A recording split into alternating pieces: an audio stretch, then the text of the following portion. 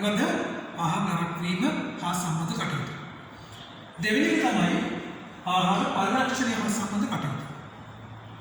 දැන් ඔයගොල්ලන්ට මම මේ chart එකක් කරලා තියෙනවා. මුලින්ම මේ chart එකට යන්න පෙර මතක තියාගන්න අපි මේ පාඩමේ තියෙන මූලික කරුණු 10ක් උපුටා මට්ටම් 10ක් කතා කරා. ඒවා පිළිවෙලින් තමයි යන්නේ මේ පාඩම. මතක තියාගන්න. right? අද කතා කරන්නේ ආහාර පරිරක්ෂණය. right?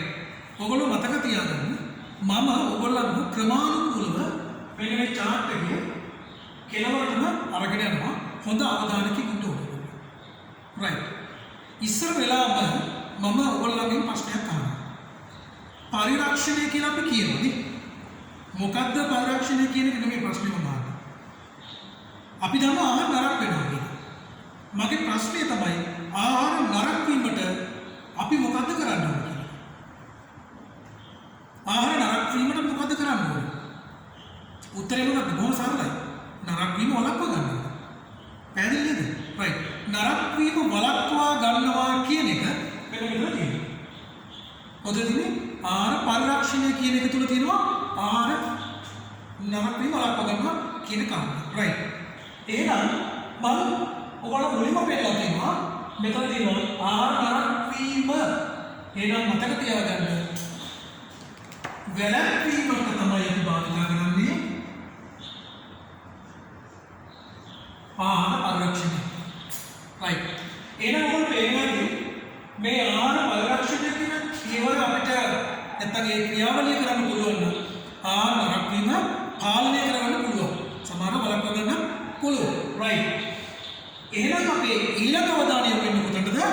ආහාර පරිරක්ෂණය කියන්නේ මොකක්ද කියන්නේ. right. එහෙනම් දැන් උත්තරයක් හම්බෙලා ඉවරයි. මොකද්ද? ආහාර පරිරක්ෂණය කියන්නේ සරල දෙයක්. නරක වීම අවම කරගන්න. නරක වීම අවම කරගන්න. දැන් ආහාර නරක වීම අවම වුණොත් නැත්නම් නරක වීම අපි පාලනය කළොත් මොකද්ද වෙන්නේ කියන්නේ? දැන් ඔන්න අඹ ගොඩක් තියෙනවා.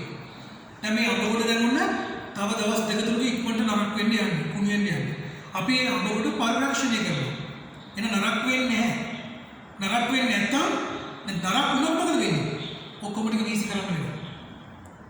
ඉක්ුණ ගන්න බැරි නැත්නම් වීසි කරන්න වෙනවා. එහෙනම් නාස්තියක් නේද? එහෙනම් තව එකක් මතක තියාගන්න ආහාර පරිරක්ෂණය කරද්දී නරක වීම පාලනය විතරක් නෙමෙයි නාස්තියම වෙනවා. ඔන්න තව එකක්. ඊළඟට දැන් ඔන්න අඹගෙඩියක් ගමුනේ උදාහරණයක්. මේ අඹගෙඩිය නරක වෙන්න දෙන්නේ නැහැ අපි. ඒක අපි පාලනය කරනවා. එතකොට වෙන්නේ මේ අඹගෙඩිය නරක වෙන්නේ නැහැ කියන එකේ තේරුම තමයි. මොකද්ද? අඹගෙඩියේ තියෙන රසය, ගුණය, පෙනුම සමහර පොත්තේ මතු පිටත වයනේ වගේ දේවල් වෙනස් වෙන්නේ. සමහර ඒවා ඒ විදිහටම තියෙනවා. ගොඩක් කල් තියෙන්නේ නමුත් අපි පුළුවන් තරම් මේක පාලනය කරගන්න. යම්කිසි කාලයක් වෙනවා. දැන් එන මොකක්ද තියෙන්නේ? මොන බලන්න මම කියුණාද? නරක වීම අවම වෙනවා, නාස්තියම වෙනවා.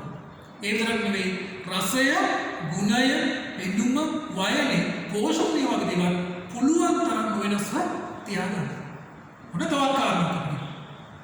ඊළඟට මොකක්ද අපිට කියන්න තියෙන්නේ? දැන් ඔය නරක වීම අවම කරපු ගමන් එයාගේ ජීව කාලය වැඩි නැත්නම් කල් තබා ගැනීම ගන්න කාල සීමාව වැඩි වෙනවා. ඒක අනිවාර්යයෙන්ම වෙන්නේ. right. ඒ විතරක් නෙමෙයි සමහර ආහාර පරිරක්ෂණය කරද්දී අපි යම් නිෂ්පාදනයක් හදා ගන්න එක. අඹ නම් අඹගෙඩිය තියාගන්න පුළුවන් කාල සීමාවක් තියෙනවා. මොන දේ හරි කරලා. හැබැයි ඒක දිහා තියාගන්න බෑ. අපිට මාස දෙක තුනක් හතරක් පහක් තියාගන්න බෑ. ඒතකොට ඉක්මනට කුණු වෙන්නේ නැහැ නේ. right. අපි මොකද කරන්නේ? අඹ වලින් අපිට පුළුවන් අඹ ජෑම් එකක් හදන්න. අඹ බීම් එකක් හදන්න. දැන් මොකද කරන්නේ? එහෙම හදලා ගත්තාම අර අඹ වලට වඩා අඹ ජෑම් එක, අඹ බීම් එක අපිට හැසිරවන්න පහසුවක් වෙනවා. එහෙනම් හැසිරවීම පහසු කිරීම මේ පරිරක්ෂණය දිනන පරිරක්ෂණය කියන්නේ කාරණා ගොඩක් එකතු වෙනවා. හරි කියන්නේ කාරණා ගොඩක් මේකේ තියෙනවා. නරක වීම වෙනවා, නාස්තියව වෙනවා. එයාගේ රසය, ගුණය, පෙනුම, පෝෂක ගුණ වගේ දේවල් ආරක්ෂා වෙනවා. ඊළඟට මෙයාගේ ජීව කාලය වැඩි වෙනවා, නැත්නම් කල් තබගෙන වැඩි වෙනවා. ඒ විතරක් නෙවෙයි මොකද්ද? හැසිරීම පහසු වෙනවා. මෙන්න මේ ක්‍රියාවලියට අපි කියනවා පරිරක්ෂණය කියලා. දැන් පැහැදිලි නේද? ඉතාල වලින් අවබෝධ කරගන්න මේක අවබෝධ කරගන්න උදාහරණයක් එක්ක බලන්න. දැන් මම දුන්නේ අඹගෙඩිය. right. දැන් මෙයා පරිරක්ෂණය කියන මාතෘකාව හරි. ඔන්න අපි එතනින් ප්‍රවේශයක් ගත්තා. අපි එනවා පරිලක්ෂණයෙන් අනතුරුව පහළට එනවා. පහළට එනකොට මොකද්ද කියලා අහන්න යන්නේ මේ තියෙන්නේ. එහෙමනේ ඒකනේ right. මම අහන්නේ මේ පරිලක්ෂණය කියන එක තේරුම තමයි. දැන් අපි පරිලක්ෂණය කියන එක කරන්නේ කොහොමද කියලා. පරිලක්ෂණය කරන්න ක්‍රමයක් තියෙන්න ඕන. හැම විදිහකටම කරන්න බෑ. යම් කිසි ක්‍රමයක් තියෙනවා. ඒ ක්‍රමයට විතරයි මේක කරගෙන යන්න පුළුවන් නේ. right. අපි කොහොමද පරිලක්ෂණය කරගෙන යන්නේ? right.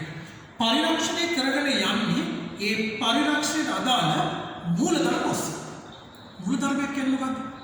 මූලධර්මයක් කියලා කියන්නේ මතක තියාගන්න බොහොම සරලවම කියන්නේ යම් කිසි දෙයක් අපිට කරන්න යද්දී ඒක කරන ක්‍රමවේද. ඒක කරන සරලම ක්‍රමය කියලා. ඒක කරන සරලම ක්‍රමයට අපි කියන මූලධර්මය කියලා. right. එතකොට දැන් මේ පරිලක්ෂණය කරන විදිය මූලධර්ම ගත්තොත් ඇත්තට මේක ඇතුලේ සිද්ධ වෙන අපි ගමු කියන සරලම ක්‍රමය කියලා වඩා අපි ගමු මේක මේ පරිලක්ෂණ කියන එක ඇතුලේ මොකක්ද ඇත්තටම සිද්ධ වෙන්නේ කියලා. මේ පරිලක්ෂණය කියන අර්ථය ලබා ගන්න මොකක්ද අපි සිද්ධ කරන්නේ කියන ක්‍රියාකාරක තමයි මූලධර්ම වල ගන්න වෙන්නේ. right. එහෙනම් පරිලක්ෂණය කරද්දී හොඳට බලා ගන්න ආහාර නරක වෙන නියමිතයි. මොකද ආහාර නරක වෙන නියමිතයි. මේ නරක වෙන්න තියෙන ආහාර තමයි අපි පාලනය කරන්න යන්නේ. නවත්තන්න බෑ නමුත් පුළුවන් තරම් පාලනය කරන්න. මේ ආහාර නරක කරන්නේ කවුද නැත්නම් නරක වෙන්නේ මොන හේතුවද බලන්න ඉස්සර. ඒ හේතු ටික අපි යටපත් කරා නම් අන්න පරිලක්ෂණය ගන්න ඒ හේතු ටික යටපත් කිරීම තමයි අපි කියන්නේ මූලධර්මය කියලා. දැන් බෑරියර් කියන්නේ මූලධර්මයට උන ටිකක් හදලා ගත්තා. අර නරක වෙන්නේ නැත්නම් පරිලක්ෂණය කරනවා කියන්නේ නරක වීම පාලනය කරනවා. එහෙනම් මේ නරක වීම පාලනය කරන්න නැත්නම් නරක වීම ඇති කරන සාධක හේතු අපි කරන්නේ යටපත් කරනවා. නැත්නම් නැති කරන්න පුළුවන්. අන්න ඒකට කියනවා අපි මූලධර්ම කියලා. right. එහෙනම් බලන්න අපි මේ ආහාර නරක වෙන්නේ සුද්ධ ජීවි ප්‍රධාන වශයෙන්ම සුද්ධ ජීවී ක්‍රියාකාරකම් නිසා. ඊට මොකද මහා ජීවි ඒ සමග අපි කතා කරා ඊට පෙර. right. එතකොට සුද්ධ ජීවී නිසා නම් මේක වෙන්නේ අපිට පුළුවන් වෙන්න ඕන මේ සුද්ධ ජීවි ටික ඉවත් කරලා විනාශ කරලා දාන්න. නැත්නම් සුද්ධ ජීවිගේ ක්‍රියාවලිය නැති කරලා දාන්න.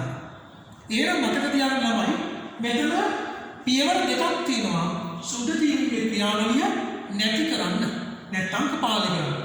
ඒකේ පළවෙනි එක තමයි මොකද විනාශ කිරීම නැත්නම් අක්‍රිය කිරීම.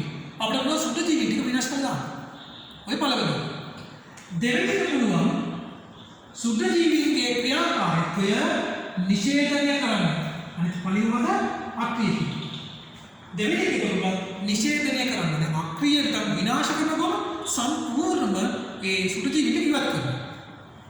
නිෂේධනය කරනවා කියන්නේ සුද්ධ ජීවීන් ඉවත් කිරීමක් නෙවෙයි වෙන්නේ ඔවුන්ගේ ක්‍රියාකාරීත්වය නතර කරනවා. right. දැන් පැහැදිලිද? ඊට පස්සේ බලමු සුද්ධ ජීවීන්ගේ ක්‍රියාකාරීත්වය නැත්නම් සුද්ධ ජීවීන් විනාශ කරන්න පුළුවන් ක්‍රියාමාර්ග මොනවාද? නිෂේධනය කරන්න පුළුවන් ක්‍රියාමාර්ග මොනවාද කියලා. දැන් ඒවා තමයි මේ ක්‍රමානුකූලවම කියලා දෙන්න යන්නේ. මොනවද බලමු.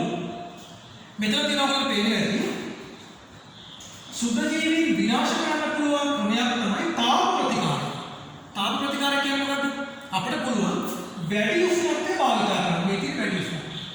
ඉහළ උෂ්ණත්වය භාවිත කරන්න පුළුවන්. ඉහළ උෂ්ණත්වය භාවිත කරපු ගමන් සුද්ධ ජීවීන් විනාශ වෙනවා. ඇත්තට මේ කියපු ඉහළ උෂ්ණත්වය භාවිත කිරීමට දැනටමත් අපි කරගෙන යනවා. ඒ තමයි කවුරුත් දන්නවා. මම අර කලින් පිටුරුත් පෙන්වනවා කියන කොටසට ඒ තමයි ජීවාණු මරණය කර සුද්ධ ජීවි විනාශ වෙනවා. එහෙනම් ජීවාණු මරණය කරන්න පුළුවන්. ඊළඟට අපිට පුළුවන් පැස්චරීකරණය කරන්න. මේ ක්‍රම දෙක ඔස්සේම අපි මතක තියාගන්න අපිට පුළුවන් මොකද තාප ප්‍රතිකාරය කරන්න. ඒ අර සුද්ධ ජීවි නැති වෙලා යනවා. ඔන්න දැන් සුද්ධ ජීවි නැහැ කියන්නේ නරක වෙන්නේ නැහැ. දෙවෙනි එක තමයි මතක තියාගන්න ප්‍රවිකරණය. එතන ප්‍රවිකරණය කියලා එකක්. ප්‍රවිකරණය. මොකද්ද ප්‍රවිකරණය කියලා කියන්නේ? ඒ තමයි විකිරණ වල තියෙන ශක්තිය, කිරණ වල තියෙන ශක්තිය අපි භාවිත කරනවා සුද්ධ ජීවි විනාශ කරන්න. විකිරණ භාවිත කරනවා සුද්ධ ජීවි විනාශ කරන්න. ඒ අරමුණ මොකද වෙන්නේ? සම්පූර්ණම සුද්ධ ජීවිගෙන් තොර වෙනකොට නරක වීම පාලනය වෙනවා. එහෙනම් විකිරණ ශක්තිය භාවිත කිරීම කියලා මම එක දාලා තියෙනවා මේක තමයි. ඊළඟ මොන යනවා මේ පැත්තට. මේ පැත්තේ තියෙන්නේ සුද්ධ ජීවි විනාශ කරන්න නෙවෙයි. මොකද සුද්ධ ජීවිගේ ක්‍රියාකාරීත්වය නිෂේධනය කරන්න පුළුවන් ක්‍රියාමාර්ග මොකක්ද කියනවා. පළවෙනි එක බලමු. අපිට පුළුවන් සුද්ධ ජීවීන්ගේ ක්‍රියාකාරීත්වය නැති කරන්න තව නිෂේධනය කරන්න මොකද? අඩු උෂ්ණත්වය භාවිත කරන්න. අඩු උෂ්ණත්වය කියන්නේ මොකක්ද? කලින් භාවිත කරනත් වැඩි උෂ්ණත්වය. ඉහළ උෂ්ණත්වය. දැන් අපි අඩු උෂ්ණත්වය නැත්නම් පහළ උෂ්ණත්වය භාවිත කරනවා. මේකට උදාහරණයක් තමයි අපිට පුළුවන් ආහාර ෆ්‍රිජ් එකේ දාන්න. ඒක සීතලය කියලා කියනවා. සීතලය. ඒක ෆ්‍රිජ් එකේ දානවා. ෆ්‍රිජ් එකේ තමයි මොකද වෙන්නේ? සුදු ජීවී ක්‍රියාවකට නතර වෙලා ආහාර කාලයක් තියාගන්න පුළුවන්. ඔබ දන්නවා අත්දැකීම. දෙවෙනි එක අතිසීතලය. මොකක්ද අතිසීතලය කියලා කියන්නේ? අතිසීතලය කියන්නේ ළමයි ෆ්‍රිජ් එකේ දානකොට ගොඩාක් කරලා භාවිත කරන්නේ සෙන්ටිග්‍රේඩ් 4ක වගේ උෂ්ණත්වය. 0.1 පුළුවන්. නමුත් මේ අතිසීතලය අපි කරන්නේ ඍණ 18ක වගේ උෂ්ණත්වයක් පාවිච්චි කරනවා. ඒ කියන්නේ ගොඩාක් ඊටත් වඩා කලින් උෂ්ණත්වයට වඩා අඩු උෂ්ණත්වයක් භාවිත කරනවා. ඒ නමුන්න අතිසීතලය භාවිත කරනවා. ඒ අර අපේ උෂ්ණ ක්‍රියාකාරීත්වය අඩු කරලා ආහාරය නරක වීම අවම කරන්න කල්පනා කරනවා. ඊළඟට තව එකක් තියෙනවා අඩු උෂ්ණත්වයේ ආකාරය තමයි සීත වියලීම කියන්නේ. අතන මේක අර කියපු ක්‍රම දෙකටම වඩා ටිකක් වෙනස් එකක්. මේ සීත වියලීමේදී අපි කරන ක්‍රමය ටිකක් වෙනස්. ඒක ඉදිරියේදී අපි සාකච්ඡා කරමු. දැන් යනවා ඊළඟට දෙවෙනි ක්‍රමයක නිෂේධනය කරන්න පුළුවන් දෙවෙනි ක්‍රමය මොකක්ද? පළවෙනි ක්‍රමය මොකක්ද? උෂ්ණත්වය අඩු කරන්නේ. දෙවෙනි ක්‍රමය තමයි pH එක අඩු කරනවා කියන්නේ. දැන් pH එක අඩු කරනවා කියන්නේ මොකක්ද ඔයගොල්ලෝ හිතන්නේ? pH එක වැඩි කරනවා. pH එක අඩු කරනවා කියන්නේ මතක තියාගන්න සාමාන්‍යයෙන් pH එක 7යි කියන්නේ ජලයේ pH එක උදාසීනයි. එහෙනම් 4ට වඩා අඩු වෙනවා කියන්නේ මොකද්ද? ආම්ලික වෙනවා. වැඩි කියන්නේ වාෂ්පය. එහෙනම් pH එක අඩු කරනවා කියන්නේ අනිවාර්යයෙන්ම මොකද කරන්නේ? ආම්ලික කිරීමක් තමයි වෙන්නේ. එහෙනම් මොකද්ද වෙන්නේ බලන්න. ආම්ලික කිරීමක් තමයි මෙතන වෙන්නේ. ඊට බලමු මෙතනදී ආම්ලික කිරීම සඳහා මොකද්ද භාවිත වෙන්නේ කියලා. දැන් ඔබ බලන්න මෙතන මේකට ආම්ල එකතු කරනවද කියලා නෑ. අපි ඇත්තටම මේ සඳහා භාවිත කරන ක්‍රමය තමයි පැසවීම කියන ක්‍රමය. ෆර්මන්ටේෂන් කියලා අපි කියන්නේ. පැසවීමේදී මොකද්ද වෙන්නේ අතන? මොකද්ද පැසවීමේදී වෙන්නේ? පැසවීමකදී වෙන්නේ මොකද මතක තියාගන්න. ආරම්භයේ තිබුණු ආහාරයට වඩා පැසවීමෙන් පස්සේ ආහාරයේ pH එක අඩුයි. එහෙම නැත්නම් ආම්ලිකතාවය වැඩි. පැසවීමට ආරම්භයේදී ආම්ලිකතාවය අඩුයි. හැබැයි පැසවීමට ලක් වුණාට පස්සේ ආම්ලිකතාවය වැඩි. ඒතකොට වැඩි ආම්ලිකතාවය හමුවේ අර සුදු ජීවීන්ගේ ක්‍රියාකාරීත්වය නිෂේධනය වෙලා යනවා. උන්ට තවදුරටත් ආහාරය නරක කරන්න බෑ. ඒ නවුන ආහාර නරක වෙන්නේ නැහැ පරීක්ෂණය. එවැනි ක්‍රම තුනක් මෙතන තියෙනවා. මධ්‍යසාර පැසවීම, ලැක්ටික් අම්ල පැසවීම, ඇසිටික් අම්ල පැසවීම කියලා ආකාර තුනකින් වල දකින්න පුළුවන්. ඊළඟ ක්‍රමය තමයි මතක තියාගන්න. අපිට පුළුවන් pH එක අඩු කරන තවත් ක්‍රමයක්. මොකද්ද? පරිරක්ෂක කරන්න පුළුවන්. පරිරක්ෂක ද්‍රව්‍ය එකතු කරපුවම මොකද වෙන්නේ? pH එක බහිනවා. pH එක අඩු වෙනවා. දැන් උදාහරණයකට ගත්තොත් අපිට පුළුවන් මේකට එකතු කරන්න සාමාන්‍යයෙන් රසායනික පරිරක්ෂකයක්. ඊළඟට විනාඩි වගේ දෙයක් වෙන්න පුළුවන්. දැන් මොන එකතු කරා කියන්නේ මොකද වෙන්නේ එතකොට? එතකොට වෙන්නේ හොඳට මතක ගන්න pH එක අඩු වෙනවා. pH එක අඩු වෙච්ච ගමන් මොකද වෙන්නේ? අර සුදු ජීවිත වර්ධනය වෙන පරිසරයක් නැහැ. ඒන සුදු ජීවිත ක්‍රියාවලිය නතර වෙනවා. දැන් නරක වෙන්නේ ඔන්න කල්තබන. right පැහැදිලිද? එනකොට පරිරක්ෂක කිරීම අපි කියනවා. මේකට අපි සාන්ද්‍රීකරණය කියලා කියනවා. මොකද හේතුව තමයි ඔයගොල්ලෝ දන්නවා මේ සමහර ආහාර ඔය ජාඩි දාන්න කරන්නේ ලුණු ද්‍රාවණයක තමයි ලුණු ද්‍රාවණය වෙනකොට ලුණු කුඩු වල තමයි අපි ඒක දැන් ප්‍රැක්ටිකල් එකක් දෙනවා ඔයගොල්ලන්ට අපි ඒකට බොරකස් හා ලුණු පේස්ට් එක තමයි දාන්නේ. එතකොට මේකේ ලුණුත් තියෙනවා පරිරක්ෂකයක් විදිහට බොරකක් තියෙනවා. දැන් බෑදෙන්නේ නේද? ඒක සීනිත් එකට දාන්න පුළුවන්. සීනිත් කරන්න පුළුවන්. right. ඊළඟට පුළුවන් අම්ල රිජුමේට් කරන්න පුළුවන් මේක. ගොඩාක් වෙලාවට මම අර කලින් කිව්ව විනාඩි කරන්න පුළුවන්. රිජුම ඒක ආහාරය ආම්ලික වෙනවා. දැන් බෑදෙන්නේ මේ කාරණාවේ සිද්ධ වෙනවා. මේ කාරණාව pH අගය අඩු කිරීම කියන එක මෙතනින් සිද්ධ වෙනවා. ඊළඟට යනවා තුන්වෙනි කාරණාවට. මොකද සුදු ජීවිතේ ක්‍රියාකාරී නිෂේධනය කරන්න ඕනේ අපිට. එතන නරක වෙනවා. නරක වීම පාලනය කරනවා. ඒ ක්‍රියාව නිෂේධනය කරන්න ඕනේ. එහෙනම් ඒ සඳහා ගන්න පුළුවන් තුන්වෙනි ක්‍රියාත්මක මොකද? ජල සම්ප්‍රේතාව අඩු කරන මේ ආහාරවල තියෙන ජල සම්ප්‍රේතාව අඩු කරන. පැහැදිලි කියන එක? right. එතකොට මේ ජල සම්ප්‍රේතාවය කියන එක අපි ඊට පෙර නරක වීම පරිච්ඡේදයේදී සාකච්ඡා කරලා තියෙන්නේ.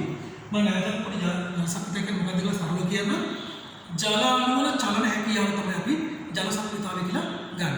එතකොට මේ ආහාරයේ නිදහස් ජලය තිබුණොත් ඒ ජල සම්ප්‍රේතාවය වැඩි.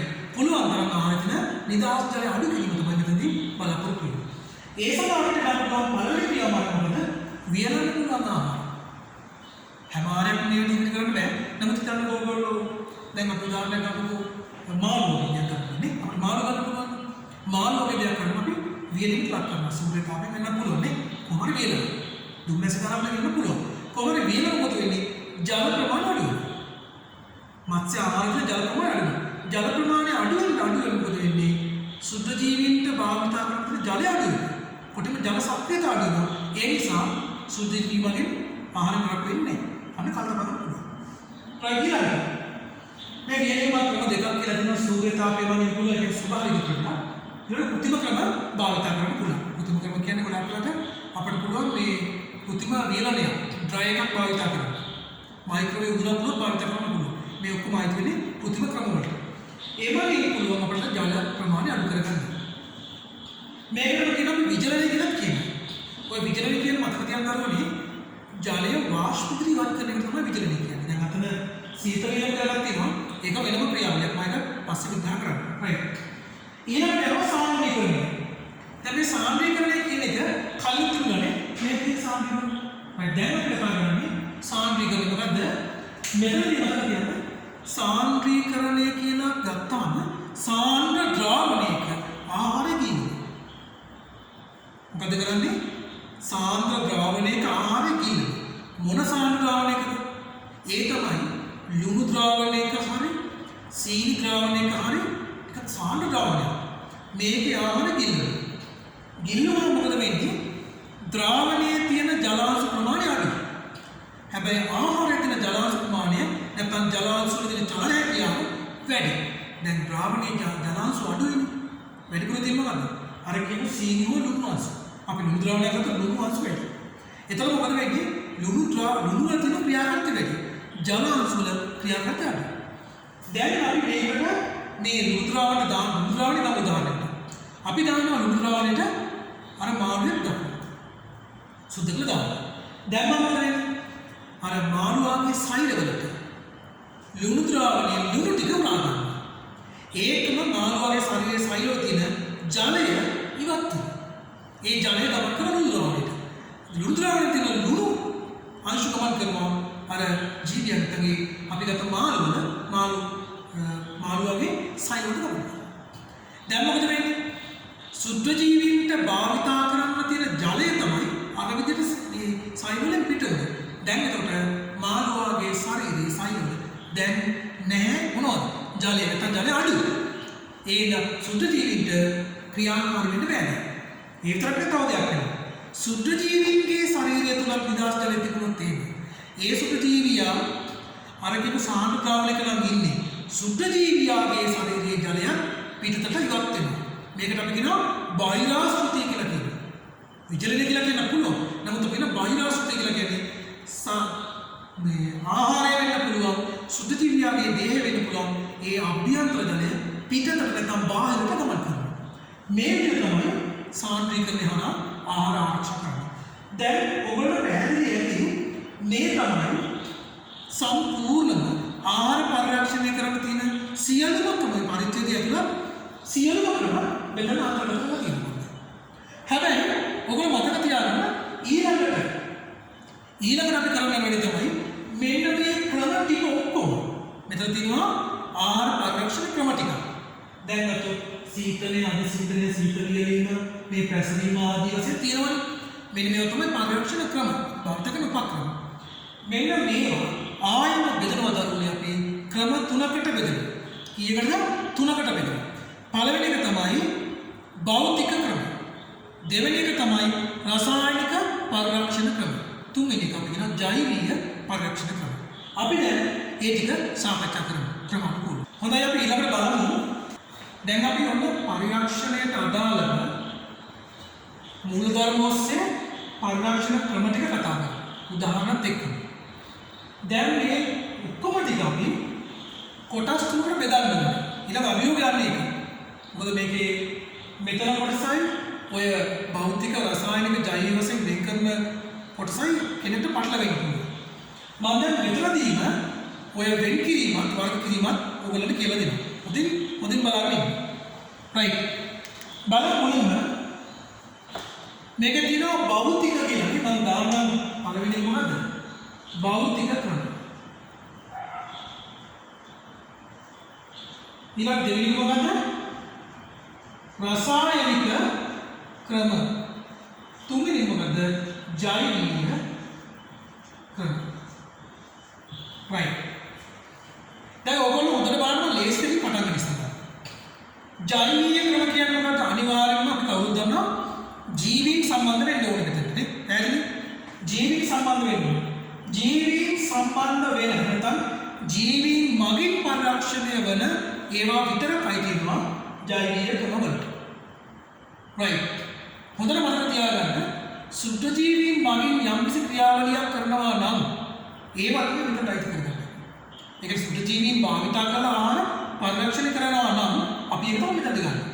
එහෙනම් මතක තියාගන්න මම මේ පෙන්නන ප්‍රධාන වෙන්නේ කොටස් තුන. මෙන්න මම රවුන්ඩ් කරන මේ විදිහට මම මේ කොටු කරවලා පෙන්නන්නේ. මෙන්න මේ කොටුවේ තියෙන පැසවීමට අදාළ පැසවීම කියන්නේ පැහැදිලිම සුද්ධ ජීවී ක්‍රියාවලිය. සුද්ධ ජීවී ක්‍රියාවලිය. මේ පැසවීම කියන එක ඇතුලේ තියෙන මධ්‍යසාර පැසවීම, ලැක්ටික් අණු පැසවීම, ඇසිටික් අණු පැසවීම තුනම මේ තුනමයි වෙන්නේ ජෛවීය පරිරක්ෂණ ක්‍රම. එහෙනම් මම ඒකට දානවා ජෛවීය කියලා. ජෛවීය. ඊළඟට යනවා රසායනික කියන ඒකට පුදුල ලේසියෙන් රසායනික ද්‍රව්‍ය තියෙනවා කොහෙන්නේ බලමු.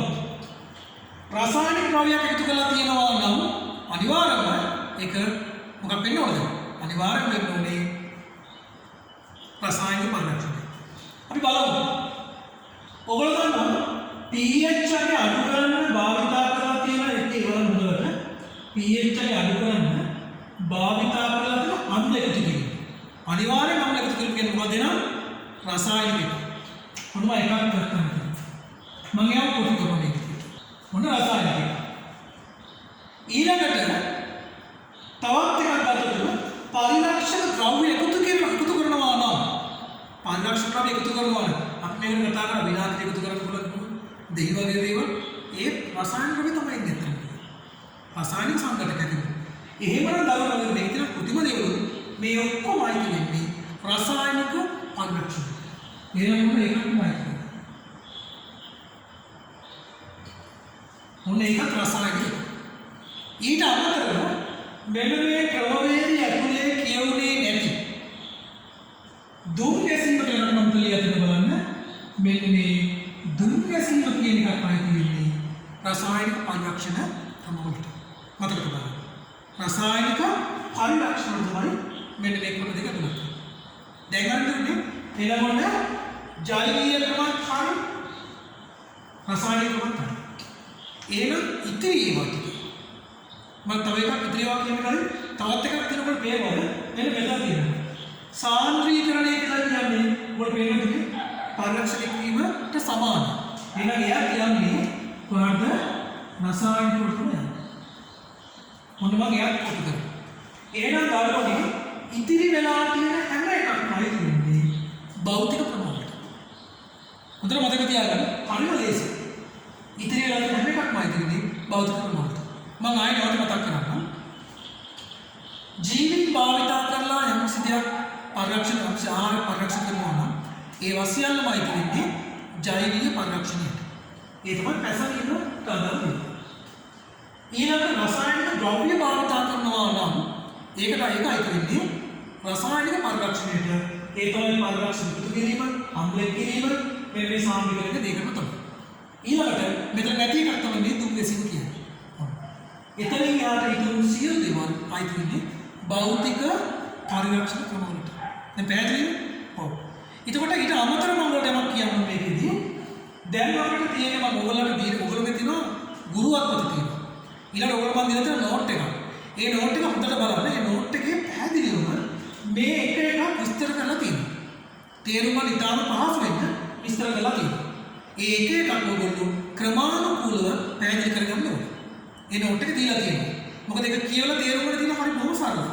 නමුත් මම යම් පැහැදිලි කිරීමක් ඉදිරියේදී කරන්න බලාපොරොත්තු වෙනවා. නමුත් මේක කොහොම සරල එකක් ඒක. ඒ නිසා මේ chart එකට අනුව මේ පරිලක්ෂණීය පාඩම ඔයගොල්ලෝ පාඩම් කරගන්න කියලා මම යෝජනා